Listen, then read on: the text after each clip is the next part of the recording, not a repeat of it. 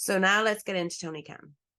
And if Tony Khan's listening, this is your time to turn off. So I wrote an article on my Substack, and I'm going to link it in the description and the notes if you want to give me some views over on Substack and subscribe, because writing is my passion, and I like to do as much of it as I can. And this Substack is really helping me get a lot of things out. But I'm going to go through like the points of what I said in the article about the management problems that are happening in AEW. This article was called From Utopia to a Playground. Tony Khan has to get a hold on AEW's internal issues. And he really does.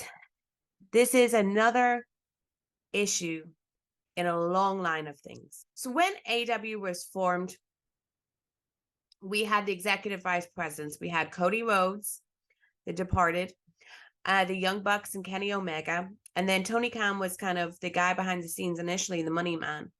And it was the idea of a wrestling company run by wrestlers, and not only wrestlers, but the billionaire backing it was a lifelong wrestling fan. And that did feel like this amazing utopian dream, because a lot of us, we had spent our lives growing up with Vince McMahon being the man in charge of wrestling. And Vince McMahon is not a good man. He is not a good man at all.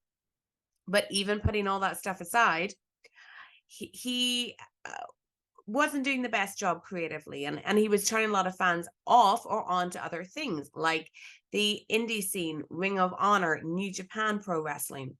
So now we finally get this company, and it's a wrestling company run by wrestlers and this lifelong fan. What could possibly go wrong? Well, a lot of things did. I think that fans, we initially saw Tony as like this great guy that was going to bring it to Vince, that could really challenge Vince. And for the wrestlers, he was this enthusiastic, friendly, and accessible guy. And he really is so friendly and so nice. I've been lucky enough to meet Tony Khan outside of the professional setting once. And there is nothing bad you can say about Tony Khan as a person. He is a lovely, friendly, warm, and inviting man who takes care to, do things like remember people's names and talk to them like they're human beings. And I'm telling you, there's a lot of people with less money than Tony Khan who don't talk to you like you're a human being. And Tony he's a lovely guy. So anything I say is, not saying that he's a bad person or anything like that. It's actually probably that he's so nice that we have these problems. And I always remember back to the day before All Out last year when I listened to him on Observer Radio, and Meltzer was asking him about backstage tensions, because there had been some reports. And he was basically saying, like, yeah, some people don't get along, but like this can be a good thing. And he was really, really downplaying it. And of course, that all just bit him in the ass, like the very next day when Brawl Out happened. And CM Punk, what he did at Brawl Out was so public. Everyone saw it.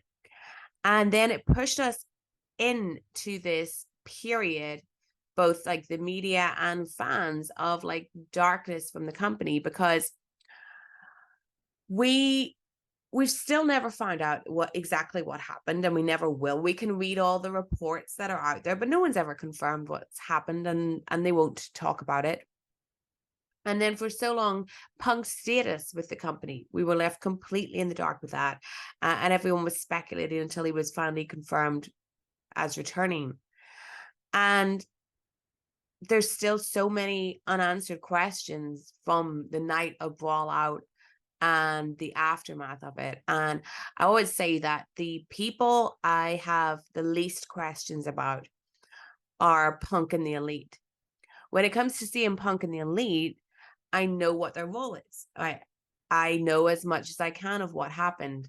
Punk made these comments at the press conference. The Elite, Kenny and the Bucks, decided to confront him, and there was a scuffle. But there's other people that were there, people's names that were mentioned, who I have a lot of questions about what they were actually doing and what their role was and things like that. But it's all something that we're never going to fully know the definitive answer on it until I don't know, legal stuff is cleared and someone writes a book. But what happened at Brawl Out really made public, like exposed leadership issues with Tony Khan. And I think that there'd always been people whispering this about Tony, that he was too friendly with the wrestlers or he was too much a fan of certain people. And I'll never forget the time when I was at Dynamite at the Kia Forum in Los Angeles after Double or Nothing, and MJF called Tony Khan a fucking mark, and the crowd cheered. And that's a very pivotal moment in AEW history, that speech by MJF, for many different reasons. But we're just focusing on one now, to say that the crowd cheering that was a turning point with Tony, because Tony had always been cheered by AEW fans, and now people were cheering a wrestler saying something negative to him. It healed him with a lot of people, and it healed the company in a way that hadn't happened before. And following Brawl Out, Tony's relationship with the media changed. He could never be fully transparent again. And as I said, like, he learned from this why it's much harder than you think to set yourself up as the guy who's so transparent compared to Triple H and Vince McMahon. It doesn't always work out that way for you. But Tony clearly has close friendships with many of his wrestlers. He goes out for drinks with some of them. He goes through booking ideas with others. And there are a couple in the company that he does hold a special reverence for as a fan. And I think that CM Punk is one of those people. I think that Chris Jericho is very much one of those people. And as far as the younger people go, he's certainly a big fan of Danielson. And Adam Cole is one of the more recent ones that he is clearly a big fan of. And these close relationships with wrestlers, whether it's the young guys that he's taken out for a drink, or whether it's the older guys that he is using as advisors or being very close to, it all empowers them to be able to do different things. And, you know, Jungle Boy was certainly empowered to do what he did to CM Punk by the backstage atmosphere. And aside from the Punk and Perry stuff, like incidents backstage, you know, when it comes to Brawl Out, whatever like the legal implications are, these EVPs think it's okay to not make peace with one of the company's biggest stars. We've had it reported that Punk is willing to talk to and work with the Young Bucks and Kenny Omega. Now, maybe Punk, you can be cynical and say that Punk is doing that to make himself look good. Okay, maybe he is. But, and it's allegedly more the Bucks not wanting to talk to him than Kenny.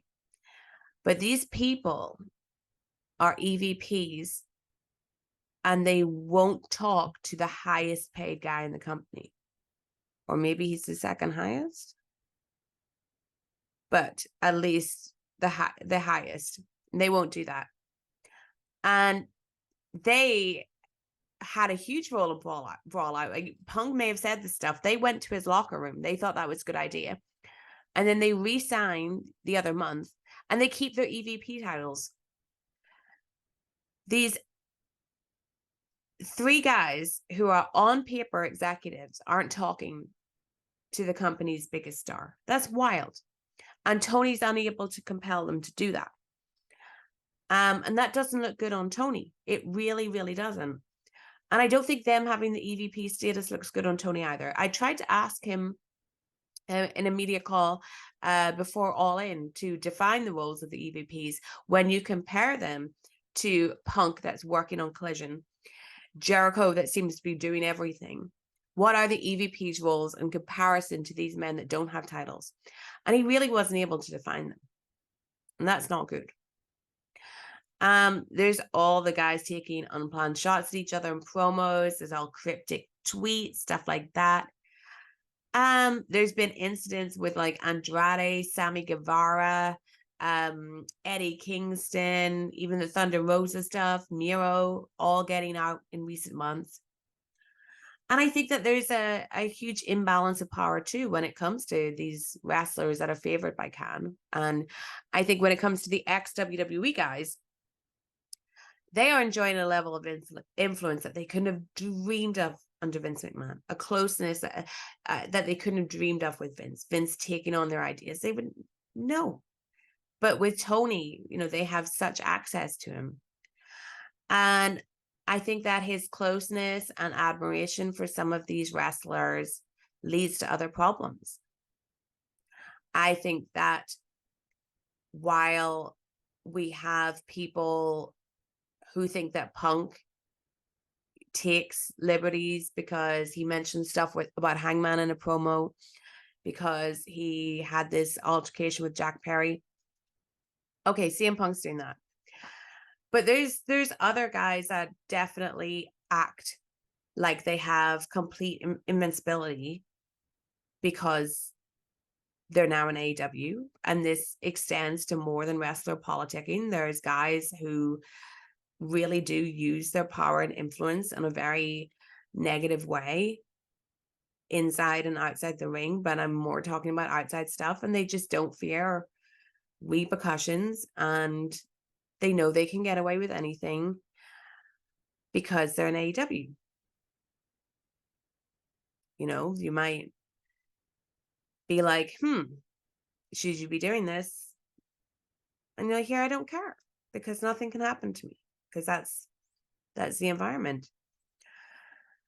So something just has to change. Something has to change with Tony's leadership.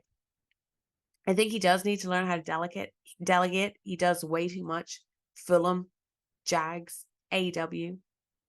Like, the guy's going to burn out. And I don't want that to happen to him, but something has to give at some point. And